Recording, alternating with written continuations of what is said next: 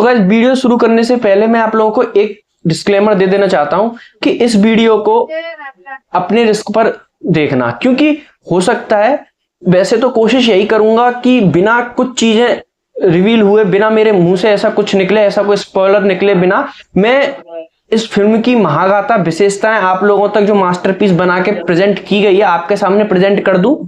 लेकिन हो सकता है फ्लो में कुछ निकल जाए, तो इसीलिए अपने इस पर देखना। अगर आपने फिल्म देख ली है तो आप देख लेना, और नहीं देखी है तो वो आपके ऊपर डिसीजन छोड़ता हूं, देखना है नहीं देखना। वॉर 2 की अनाउंसमेंट हुई थी और डायरेक्टर की अनाउंसमेंट हुई थी कि इस फिल्म को डायरेक्ट करने वाले हैं अयान मुखर्जी।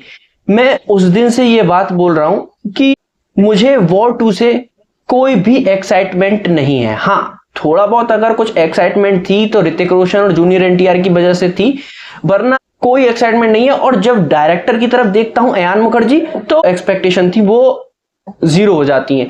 मैं उस दिन से कह रहा हूं, मेरे जो जानने वाले लोग हैं जिनसे मैं पर्सनली इन फिल्म वगैरह की बात करता हूं, जब चर्चाएं होती हैं, या फिर बहुत सारे लोगों ने मुझे मेरे सोशल मीडिया हैंडल्स पर, मेरी स्टोरीज पर, या पुरानी जो मेरा पहला वाला चैनल था उसकी वीडियोस के कमेंट बॉक्स में आकर भाई साहब ये बोली थी, अरे अयान मुखर्जी को तू इतना अंडर एस्टिमेट क्यों करता है, उसने ब्रह्मास्त्र बनाई थी। भाई, ब्रह्मास्त्र का कॉन्सेप्ट अच्छा था।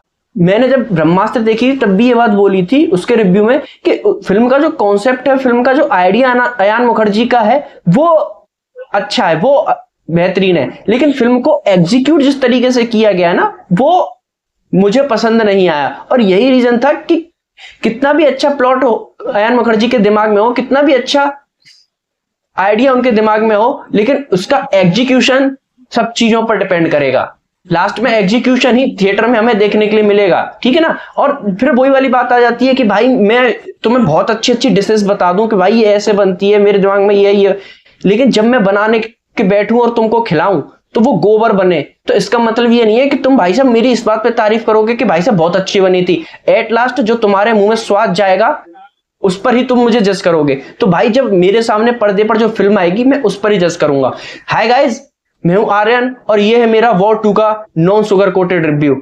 अगर वीडियो अच्छा लगे और ऑनेस्ट लगे तो चैनल को सब्सक्राइब कर लेना, अपना सपोर्ट दिखाना, मुझे आपके सपोर्ट की बहुत जरूरत है। फिल्म के शुरू के 15-20 मिनट में दिखाया जाता है कि ऋतिक रोशन का जो कैरेक्टर है वो कर्नल लूथरा यानी आशुतोष राणा को मार देता है। और ये एक हिंट था अयान मुखर्जी की तरफ से कि भाई इस फिल्म को देखने आए लोगों को भी गोली तभी मार देनी चाहिए थी।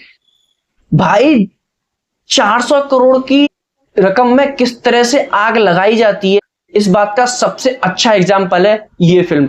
मतलब देखो यार, मैं पहले दिन से ये सोच रहा हूं कि जिस बंदे ने ये जवानी है दीवानी, बैकअप सीट जैसी रोमांटिक ड्रामा फिल्में बनाई हो, उसको तुम एक इतनी बड़ी जिम्मेदारी दे रहे हो कि भाई 400 करोड़ उसके हाथ में दे रहे हो, बोल रहे हो कि भाई एक सुपर हिट फ्रेंचाइज फिल्म की एक सीक्वल बना के देना, तो भाई वो हगेगा। और उसने इस फिल्म के अंदर जितना, खुद ने नहीं हगा भाई, फिल्म के अंदर जो उसने एक्टर्स लिए ना उनसे भी उसने अलग ही लेवल का हगवाया। मतलब यार देखो, ऋतिक रोशन, वॉर फिल्म के अंदर ऋतिक रोशन की जो एंट्री थी वो आज भी बॉलीवुड में टॉप 10 अगर मैं आइकॉनिक एंट्रीज बोलूं किसी भी सुपरस्टार को दी हुई, उसमें वो इंक्लूड होगी। ठीक है, समझ में आता है कि वही चीज जो है यहाँ रिक्रिएट, क्योंकि और यही होता है जितनी भी सुपरहिट फिल्में होती हैं उनमें जो मेन आइकॉनिक चीजें होती हैं उनको रिक्रिएट किया जाता है उस फिल्म के सीक्वल या फ्रेंचाइज में। और ये करना कोई गलत बात नहीं है, मैं खुद सपोर्ट करता हूं कि ठीक है, ये एक यूएसपी होती है। तो एक्सपेक्टेड था कि ऋतिक रोशन को लगभग उसी तरह से एंट्री दी जाएगी, लेकिन भाई सच बताऊं, जिस तरह की एंट्री दी गई है ना वो इतनी फेक लगती है। और यही नहीं, पूरी फिल्म में ऋतिक रोशन को एंट्री ही दी गई है। वो बंदा भाई साहब जहां भी चल रहा है ना स्लो मोशन में उसको चलाया जाए। और सबसे ज्यादा भाई साहब इन्होंने जिस बंदे की मट्टी पलीत की है वो है जूनियर एनटीआर की। भाई चलो ऋतिक रोशन की एंट्री को तो मैं एक बार को ये भी बोल दूं कि चलो ठीक है, एक एक्टर की एंट्री है, लेकिन भाई साहब जूनियर एनटीआर को क्या एंट्री दी है भाई, वो जोकर बना दिया उस बंदे को। जो वो पैरा कमांडो है या फिर तुम जो नोटी अमेरिका का ऑडिशन देने आया था, ये बताओ मुझे भाई, उसको नंगा पुंगा करके जहाज पे लटका के हवा में उड़ा दे रहे। मतलब हद्दो भाई, जो चूतिया हो क्या तुम।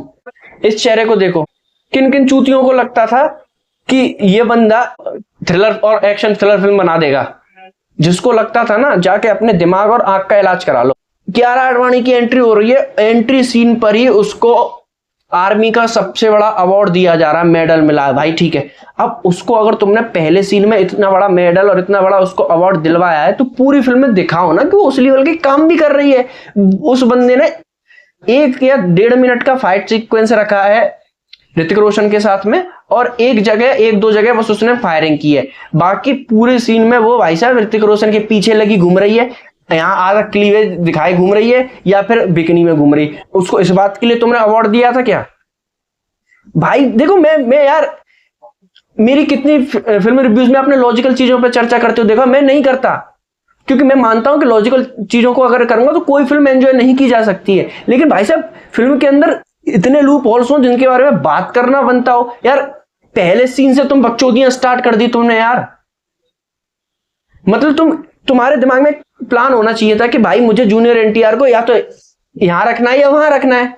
तुम्हारा जो मन कर रहा है भाई तुम उसको कराए जा रहे हो। बोले ऐसा फिल्म का आधा घंटा हो गया, तू पॉजिटिव साइड में ऐसा ग्रे साइड ले ले, ठीक है। आधा 1 घंटा हो गया, अब तू फिर पॉजिटिव साइड ले, अब तू ग्रे साइड ले। तो तुम चूतिए हो क्या हो ये बता दो मुझे। तो जो गाना था, मतलब जब वो गाना इन्होंने बोला था ना कि वो जनाबे आली वाला जो गाना जिसमें जूनियर एनटीआर और ऋतिक रोशन साथ में डांस करते हुए दिखाई देना, सिर्फ एकमात्र वो ऐसी चीज थी जिसके लिए मैं शुरू से एक्साइटेड हूं। जिस तरह से टाइगर श्रॉफ ऋतिक रोशन का जय शिवशंकर वाला गाना था, उसी तरह से क्या जूनियर एनटीआर और ऋतिक रोशन का एक डांस नंबर होगा फिल्म के अंदर, डेफिनेटली होगा, क्योंकि दोनों बहुत अच्छे डांसर हैं।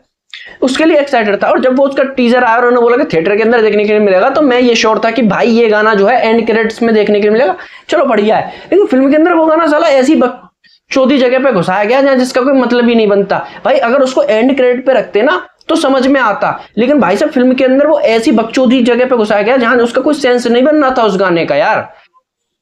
बीएफएक्स तुम्हारे बेंच ट्रेलर के टाइम से लीचड़ दिखाई दे रहे। और फिर गुस्सा इस बात पर और ज्यादा आती है कि जूनियर एनटीआर जैसा बंदा जब हैदराबाद में प्रमोशन हो रहा है फिल्म का, तब खड़े होकर कॉलर, अपना कॉलर सेंटीमेंट कॉलर खड़े होकर ये कह रहा कि ओ भाई अयान मुखर्जी ने ऐसी फिल्म बनाई है जिसके लिए उसको वेंचो आने वाले 2-4 युगों तक याद और रखा जाएगा।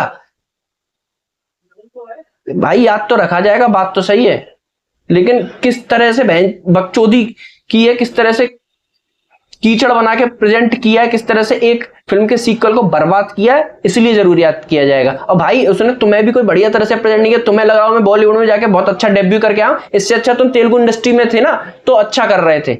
यहाँ के तुम्हें जोकर बना के फेंक दिया। भाई कभी अपनी एंट्री को अकेले में बैठ के देख लेना, तुम्हें खुद से शर्म महसूस हो जाएगी कि मेरे साथ किया क्या ये।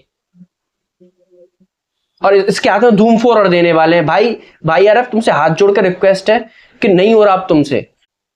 स्पाई यूनिवर्स अनाउंस हुआ था ना, तब लग रहा था कि इंडियन सिनेमा में एक मैसिव चीज होने वाली है, एक इंडियन सिनेमा के अंदर एक मैसिव क्रिएशन आने वाला है। लेकिन जिस तरीके से उसको पिछली 2-3 फिल्मों से बर्बाद किया गया है, यहीं छोड़ दो। अल्फा बीटा झांटा वाटा लाने की कोई जरूरत नहीं है, छोड़ दो इसको, यहीं खत्म करो। हाथ जोड़ के तुमसे यही विनती है, हर साल गाली खाने के काम मत करो, ठीक है? क्योंकि नहीं हो पा रहा तुमसे। ये रिव्यू नहीं है, ये रिएक्शन दिया है मैंने, क्योंकि मेरी खोपड़ी कल से बहुत खराब है भाई। है जो किसी चीज की लिमिट होती है यार, अनलिमिटेड बकचोदी फिल्म के अंदर, ऊपर से 3 घंटे की तुमने फिल्म बना दी यार। इसको 2-2.5 घंटे की रखते तो भी एक बार को मैं कहता कि चलो ठीक है 2-2.5 घंटे का टॉर्चर था। है जो 3 घंटे, अब बहुत सारे आएंगे उनको ऑर्गेज़्म मिला होगा, वो कहेगा ओ इतनी बुरी नहीं है, तूने तो फालतू की गालियां दे दी। हाँ भाई नहीं बुरी ना, तो जाके देखते रहो उसको, और ऐसी फिल्में का इंतजार करो, ऐसी फिल्में तुम्हें मिलेंगी। मुझे जैसी लगी मैंने बोल दिया, बस यही था। कोई की क्या है परफॉर्मेंस और परफॉर्मेंस, किसी की कोई बात नहीं हो रही भाई। परफॉर्मेंस उसमें हो तो सही, कुछ किसी की कुछ, कोई मॉडलिंग करता घूम रहा है, कोई कुछ कर रहा है, कोई किसी की बकचोदी के पता नहीं पड़ रहा है, कोई अरे यार भाड़ में जा। अगर रिव्यू समझ में आया, अच्छा लगाओ, ऑनेस्ट लगाओ तो जाके सब्सक्राइब कर लेना, वरना तुम्हारी मर्जी है। मिलता हूँ वीडियो में, बाय एंड टेक।